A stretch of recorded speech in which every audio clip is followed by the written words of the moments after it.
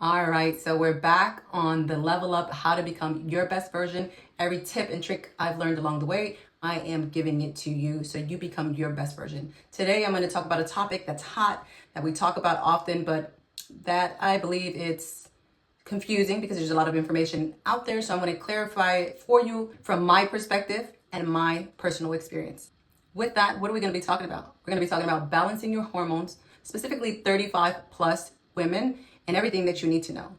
For my women that are not yet 35, you're going to reach 35 one day, and you need to know this information. And just starting earlier than 35 is going to benefit you anyway. So don't tune out, jump in and get started early. So let's go ahead and jump in. What's first? All right, so hormones, they control everything in your life as a woman. They control your estrogen, your progesterone, everything in your body, and functioning optimally, your hormones control.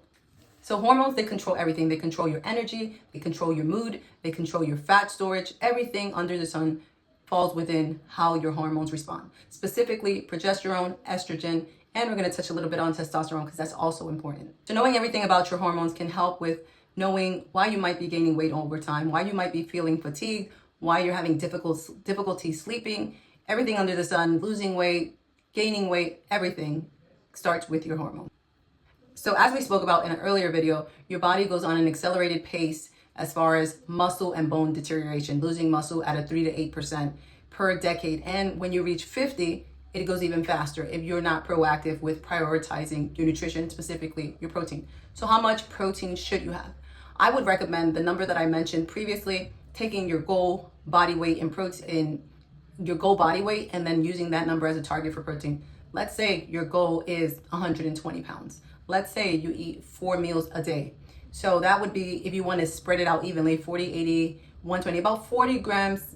No, that's okay. Let's say you eat 3 meals a day. That's about 40 grams per meal. If you have 4 meals a day, then you spread out that 120 number by 4 meals. It doesn't need to be evenly, like I will have 30 here, 30 here, 30 here. It doesn't need to happen like that. I would say at minimal, in every meal, you should have about 20 to 30 grams of protein. They're not going to be perfectly even at every meal. But that's a goal target as far as what you should be having when prioritizing that protein. All right, so next is having healthy fats. Healthy fats helps with your estrogen and progesterone, those important hormones in your body. So having healthy fats consists of things like avocado, olive oil, flaxseed. Another thing to consider for gut health is eating your fiber. So when our hormones are a little bit out of whack, when we start getting into the perimenopause, this is prior to you reaching menopause, and it can happen up to 10 years plus before you hit menopause. Estrogen specifically is in your gut. So if it's wreaking havoc in your gut, it can cause a whole bunch of imbalances with your period and sleep and anxiety and depression. So eating things that are high in fiber help your estrogen bind with that, specifically cruciferous vegetables, things like broccoli, cabbage, cauliflower. It binds to the estrogen and then you urinate it out of your body. So it helps regulate that extra estrogen surplus that can be happening inside of your body. All right, so caffeine. I love caffeine. I probably drink way too much caffeine just because I limit myself with the beverages I have. Unfortunately, along with too much caffeine, cortisol spikes can happen. When cortisol spikes happen, sometimes it causes you to store more belly fat. And I think for me, myself, my cue that maybe I'm not being excessive with the cortisol is just assessing myself as an individual. So I'm not so far, thankfully, retaining a lot of belly fat around my belly. So that's a cue for me. Also, I don't find myself feeling anxious or depressed. If I find myself feeling those things or experiencing those things, then I know that maybe that's something I need to reevaluate. So although there's information out there, always assess yourself to see if you are experiencing that thing and then make changes is what I want to share. So hydration, specifically water, is extremely important. The liver processes hormones. So if you are dehydrated, this can wreak havoc with your hormones. So one thing I would like for you to think about and consider is when drinking water, track your water. Make your water bottle your accountability partner with ounces on it that you're tracking how much you're having. A gold standard that I would suggest having is approximately 80 to 100 ounces of water per day. Another easy way, as far as a bare minimum, where to think about starting is, let's say you weigh 150 pounds. I would suggest at minimum, if you're not a person that's working out a lot and it's pretty sedentary, to aim about half of that in ounces. So if you weigh 150 pounds, maybe having 75 ounces of water as a good starting place. All right, so if you're a woman just starting, I would suggest to maybe think about how much you currently weigh. So if you weigh 150 pounds, at least having half your body weight in water. So if you weigh 150 pounds, 75 ounces is a good starting place to aim for. And like I said, that's a great starting place, but a more ideal, a more gold standard would be aiming for that 100 to 120 ounces of water per day. After 120 ounces, it just depends if you're an athlete and you're sweating a lot, then you can probably add more to that, but that's a better place to aim for and be. But a good starting place is half your body weight in ounces of water. Next secret weapon is magnesium. So before we push on and I tell you the benefits of magnesium, I want to share something personal with me. So I've taken magnesium probably now for 10 plus years. Here recently, I don't know why I forgot about it, just let it sit on my counter and just look at it like I'm going to take you again one day, but not a priority. I'm doing great. I'm feeling great. So here recently, I was like, you know what, let me take some magnesium, because I find myself, although I sleep restful, I have restful sleep, I find myself waking up very easily. I'm easily awakened by any noise. I don't have sound sleep. So I was like, let me take magnesium to see if it helps relax my body a little more. And lo and behold, it's phenomenal. Like, I've started taking it probably like 2 weeks ago. I added it back in and I've had such great restful sleep. I don't find myself waking up easily or just being interrupted by any noise that may happen. I'm able to sleep more peacefully, have more lucid dreams, which I feel like, I know when you're getting to that level of sleep that you're getting good, restful, deep sleep. So it's been great. So I highly recommend, if you don't already take it, to take some magnesium glycinate. Glycinate is the one I use. If you're interested in, I'll put the link in my description. But if not, just go to Amazon and find you some magnesium glycinate. Also, a thing to consider if you are not interested in taking supplements, but you still want to benefit from magnesium, green leafy vegetables have magnesium, kale, spinach, or dark chocolate. If you love chocolate, just consider getting one that's maybe lower in sugar and at minimal 85% cacao to really benefit from magnesium profile inside of those foods. So according to studies, women from the US typically consume about 69 grams of protein. I believe that's an okay spot to be. But again, as we age and as hormones are shifting and your body is doing... So according to studies, women in the US consume about 69 grams of protein per day. Although in my opinion, I believe it's a lot less. But that's according to studies. In my opinion, that's an okay place to be.